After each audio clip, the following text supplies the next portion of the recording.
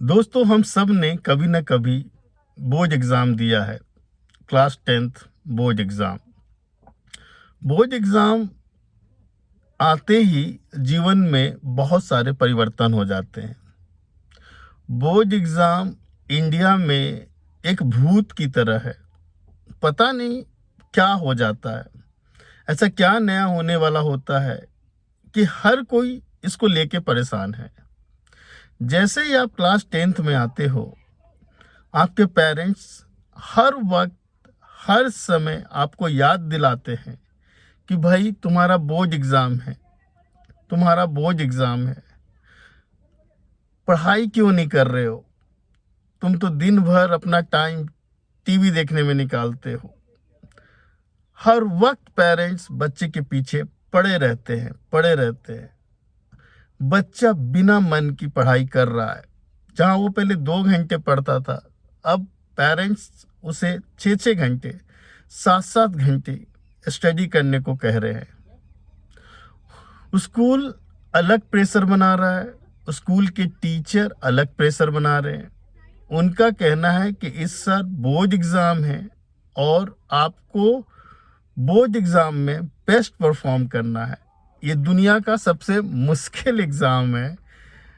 ऐसा वो उन्हें लगता है। ये दुनिया का सबसे मुश्किल एग्ज़ाम है और इस साल आपको अपना 100% देना है।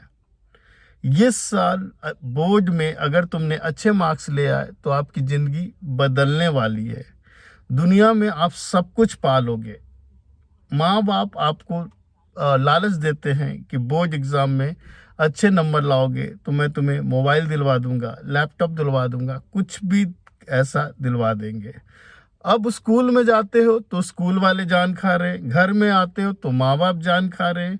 इन सब से बच बचा के जब तुम बाहर निकलते हो तो फिर पड़ोस के शर्मा जी, गुप्ता जी, वर्मा जी ये आपको बार बार याद दिलाएंगे कि भैया बोर्ड एग्ज़ाम है, क्या कर रहे हो, क्यों अपना समय बर्बाद कर रहे हो, क्यों बाहर घूम रहे हो।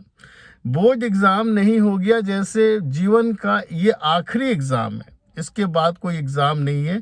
और अगर आपने इसमें अच्छा परफॉर्म कर लिया तो आप जीवन का सबसे बड़ा सक्सेस पालोगे कि आपने और मैंने भी तो बोर्ड एग्ज़ाम दिया है। आधी दुनिया ने बोर्ड एग्ज़ाम दिया है। इंडिया में 90% लोगों ने बोर्ड एग्ज़ाम दिया है। क्या हुआ? क्या हो गया? बोर्ड एग्ज़ाम में 95% ला करके क्या हो गया? क्या बदल गया? कुछ लोगों की ज़िंदगी ज़रूर बदली होगी, पर 90% की ज़िंदगी में कोई ख़ास परिवर्तन नहीं आया। इसकी एक्चुअली सच्चाई क्या है? बोर्ड एग्ज़ाम इतना इम्पोर्टेंट क्यों हो जाता है? पेरेंट्स के लिए, स्कूल के लिए, समाज के लिए। ये ना एक तरह का ना एक टैबू है इंडिया में, जिसको अब बदलना चाहिए। बदलना बहुत ज़रूरी है। पेरेंट्स तो ऐसे ही चिल्लाते रहते हैं कि उन्हें नहीं पता है दुनिया। अब बोर्ड के पीछे पड़ी है तो हम भी अपने बच्चे के पीछे पड़ जाते हैं। बोर्ड बोर्ड बोर्ड बोर्ड, अच्छे मार्क्स लाना है। उन्हें नहीं पता है वो क्यों इसके पीछे पड़े हैं। बच्चे को भी नहीं पता है कि बोर्ड इतना इम्पोर्टेंट क्यों है। शर्मा जी और गुप्ता जी जो पड़ोस के हैं वो तो मज़े लेने के लिए आपसे पूछते हैं कि बेटा इस साल बोर्ड है, कैसी पढ़ाई चल रही है, तो वो तो मज़े ले रहे हैं। तो दुनिया मज़ा ले रहा है, पेरेंट्स को पता ही नहीं है बोर्ड इतना इम्पोर्टेंट क्यों है। और स्कूल स्कूल देखना, 10th क्लास में जब आओगे ना तो स्कूल बड़ा सीरियस हो जाता है पढ़ाई को लेकर के।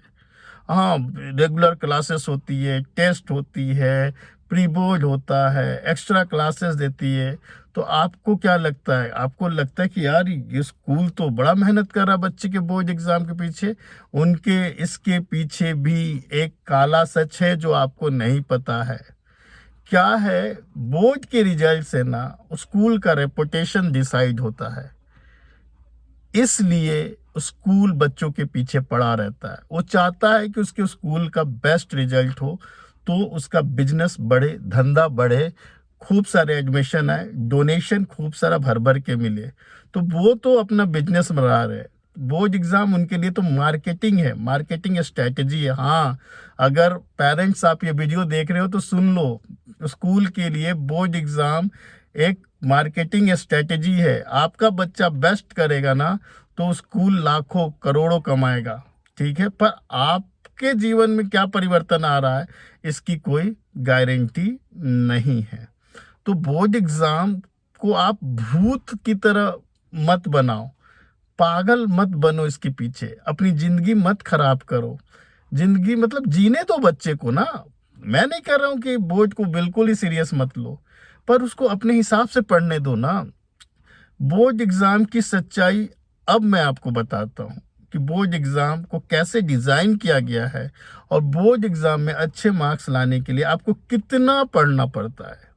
आप सुनोगे ना तो होश खो दोगे और शायद आप लोगों को विश्वास नहीं होगा। देखो, क्लास 10th का सिलेबस तो इतना बेकार और इतना छोटा सिलेबस है कि कोई भी बच्चा सिंसियरली लास्ट 2 महीने पढ़ लेगा ना तो उसके 90% से ऊपर मार्क्स आ जाएंगे। बस 2 महीना, कुछ नहीं करना है, सिर्फ आपको रटना है, रट के वहां जाके उगल देना है, ठीक है। आपको क्या करना है, 10 साल या 5 साल के क्वेश्चन पेपर लेना है और उसको सॉल्व कर देना है। समझने की कोई ज़रूरत नहीं है, रट लो, रट लो, तुम्हारा काम अच्छा हो जाएगा, तुम्हें अच्छे मार्क्स मिल जाएंगे, ठीक है ना। ज़्यादा मेहनत करने की ज़रूरत नहीं है। और मैथ्स और साइंस, मैथ्स भी बहुत इजी है, क्लास 10th का बहुत ही इजी है, उससे थोड़ा डिफ़िकल्टी लेवल तो क्लास 9th का है, ठीक है। तो 2 महीना काफ़ी होता, अगर बच्चा सिंसियरली मेहनत कर रहा है तो 90% से ऊपर मार्क्स आ जाएगा। ये मेरे वर्ड को आप ना नोट कर लो, ठीक है ना। पर इस पूरे प्रोसेस में जो पूरे साल भर बच्चे का आप मेंटल हैरेसमेंट करते हो ना और टॉर्चर करते हो, कर सकते हो जो करते हो ना, वो बहुत गलत है। बहुत उसके बहुत सारे साइड इफेक्ट्स हैं। अब तो बोर्ड एग्जाम को साल में 2 बार लेने की बात चल रही है, जो फाइनल भी हो गया है।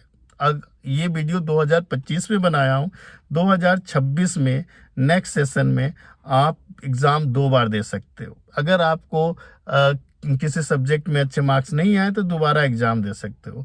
बोर्ड एग्ज़ाम बनाया ही गया है बच्चों को पास करने के लिए। बच्चों को भर भर के नंबर दो, बच्चों को, पेरेंट्स को, दुनिया को बेवकूफ़ बनाने के लिए बनाया गया है बोर्ड एग्ज़ाम। देखो, मेरा ओपिनियन ना थोड़ा अलग होता है।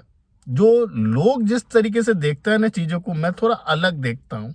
मेरे ओपिनियन से आप हो सकता है सेटिस्फाइड ना हो, आपको मेरा ओपिनियन थोड़ा अलग लगे, पर यही सच्चाई है, यही सच्चाई है। बोर्ड में जब कॉपी चेक होती है ना तो टीचर को साफ इंस्ट्रक्शन दिया जाता है कि आप उसे पास करो, पास करो, ज़्यादा फेल मत करो। इवन हर स्टेप के मार्क्स मिलते हैं। अगर आप मैथ्स में कोई क्वेश्चन करते हो और आपका आंसर गलत है पर आपके स्टेप सही है, ऊपर के 2-3 स्टेप सही है, आपको अगर मान लो क्वेश्चन 4 नंबर का है तो 3 नंबर मिल जाएगा। इतना आसान है, ठीक है। तो इसको लेकर के आप ज़्यादा परेशान ना हो और अपनी ज़िंदगी को मतलब कि नर्क मत बनाओ। बहुत प्यार से, बहुत सिंपल तरीके से 95% मार्क्स आ जाता है, ठीक है। और जैसे ही 95%, 96% मार्क्स आता है, पूरे स्कूल में ढिंढोरा पीटा जाता है कि फलना स्कूल का बच्चा ने 95% नंबर ले आया, शर्मा जी के बच्चे ने 96% ले आया, गुप्ता जी के बच्चे ने 98% लाया। अरे तुम जिससे पूछोगे ना आसपास में, सबके 90 से ऊपर है। बोर्ड को इतना सिंपल बनाया जाता है, ठीक है। आप क्यों परेशान हो रहे हो? उस बोर्ड ही आपको पास कराने के लिए मरा जा रहा है।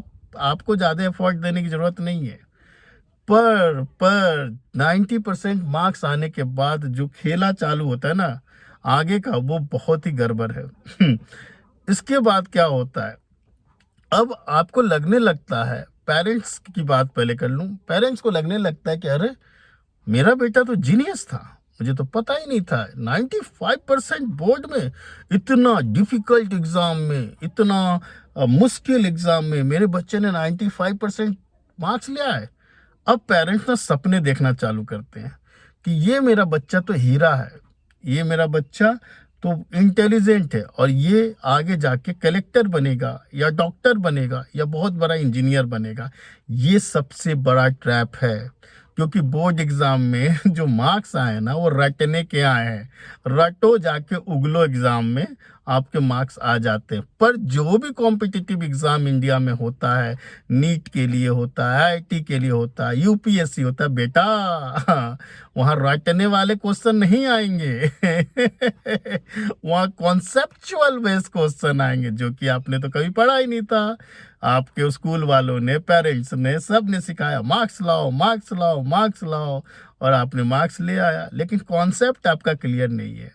फिर क्या होता है कि पेरेंट्स ना बड़े बड़े सपने देखते हैं कि ये तो यार पता ही नहीं था, हमारे घर में ही आइंस्टीन है, हमारे घर में ही कलेक्टर बैठा था, और फटाक से बच्चे का एडमिशन कराते किसी बड़े कोचिंग में 3 लाख, 4 लाख, 2.5 लाख रुपए दे करके और फिर समझ में आता है सीबीएसई का असली खेल चालू होता है क्लास 11-12 में वहां जाके सपने टूटता है मैथ्स में तुमने जो नंबर लाए थे ना क्लास 10th के मैथ्स में, अब जैसे ही क्लास 11th में जाओगे तो टॉपिक का नाम सुन के ही ना पैंट गीला हो जाएगा सच कह रहा हूँ, टॉपिक सुन के ही तुम्हारे पैंट गीला हो जाएगा। तुमने आज तक टॉपिक ही नहीं सुना होगा। कॉम्प्लेक्स नंबर कभी सुना था फंक्शन कभी सुना था नहीं सुना था ना। हाइपर बोला, पैरा बोला, कभी सुना था नहीं सुना था ना।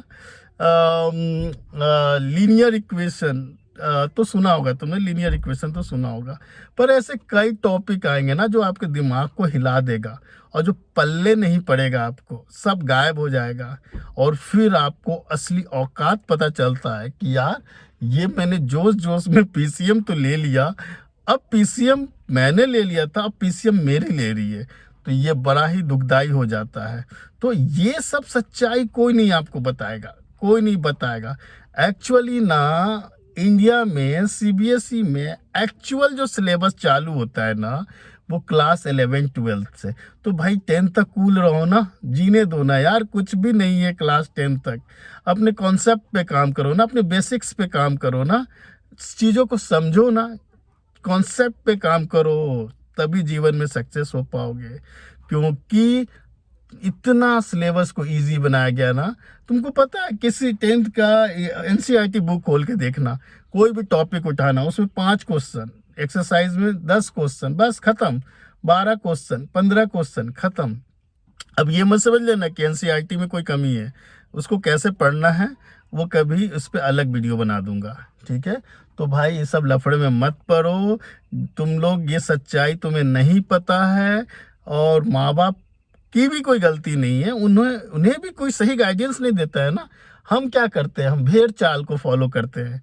अच्छा, ये सब यही कर रहे हैं तो 90% लोग यही करेंगे, और जो इससे अलग करने की सोचेगा उसे समाज में बेवकूफ समझा जाएगा, बहुत ही इडियट समझा जाता है। अरे ये आपका बच्चा तो स्कूल में जाता ही नहीं है, आपका बच्चा तो पढ़ता ही नहीं है, आपका बच्चा तो बड़ा नालायक है, आपका बच्चा तो एकेडमिक बहुत वीक है। और वही बच्चा 2-4 सालों बाद लगता है, पता चलता है कि वो तो कलेक्टर बन गया, अरे वो तो डॉक्टर बन गया, अरे वो तो इंजीनियर बन गया तो ना क्वालिटी पे ध्यान दो, क्वांटिटी पे ध्यान मत दो मेरे भाई।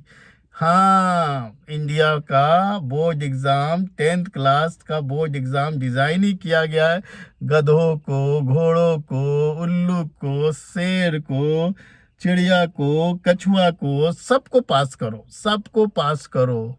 और आपको लगता वाह यार मैं तो 95% मार्क्स ले आता हूँ और नीट एग्जाम होता है, आईआईटी का एग्जाम होता है, ओ तो -5 अरे ये क्या हो गया आईआईटी के एग्जाम में 5 नंबर वाह मजा आ गया।